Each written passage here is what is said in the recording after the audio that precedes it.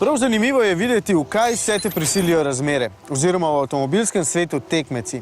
BMW-jeva dvojka Active Tourer morda ne izgleda revolucionarno ali pa vsaj zelo posebno ne, pa po svoje je, vsaj za BMW. Active Tourer je namreč prvi BMW s pogonom na sprednji dve kolesi, kar je posebej zanimivo zato, ker so očitno ugotovili, da je v določenih primerih sprednji pogon čisto v redu, morda celo boljši. In to je tudi prvi tak majhen enoprostorski BMW, če mu lahko sploh rečem enoprostorski. Tourer v dolžino meri 4,3 metra, ni pa to družinska izpeljanka dvojke, ki je pravzaprav samo kupejevska enka. Ta avtomobil namreč sloni na platformi Minija. Ker je bolj obol in visok, ima znotraj veliko prostora za potnike in dokaj veliko ga je tudi v prtljažniku, ki meri 468 litrov. Seveda ga lahko povečamo s podiranjem klopi.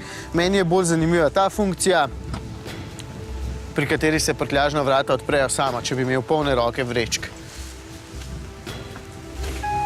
Tako.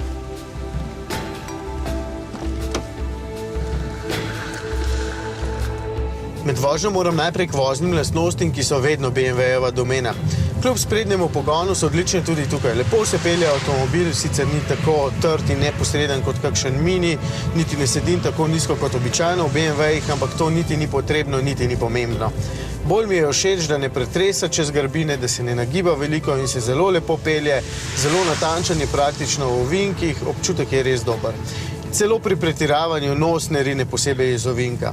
No, pri BMW-ju pravijo, da so vozne lastnosti edinstvene, ampak so na nivoju najboljših, niso pa edinstvene. Kakorkoli. Druga pomembna novost poleg lokacije pogona je motor. Active Tourer je namreč prvi, ki ponuja nov 1,5-litrski trivaljni turbobencinski motor. Žal ga ni bilo na voljo, si pa predstavljam, da je s 100 kW moči in z 220 Nm navora lahko zelo dobra in predvsem varčna družinska izbira. No, če želite več moči, so na voljo tudi drugi motorji, vključno s tem 225i, ki je v načinu sport zelo živahen, v načinu EcoPro pa dejansko zelo varčen. Potovalni računalnik mi kaže 8 litrov porabe, kar je zelo dobro. Je pa res, da je avtomobil dokaj lahek, predvsem pa je količnik zračnega upora samo 0,26. Pri nas je ta avtomobil že na voljo in sicer za vsaj 26 700 evrov. Za ta znesek boste dobili trivaljni motor in nazadko oznako 218i, oprema pa bo standard.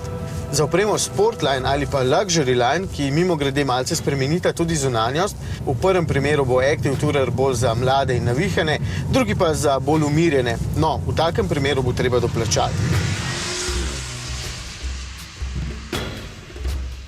Prav tako bo treba doplačati za tak motor, za navigacijo, za samodejni 8-stopenjski menjalnik, za opozorilnik pred trčenjem, pred pešci. Seznam opreme je zelo dolg in cena je na koncu lahko zelo visoka.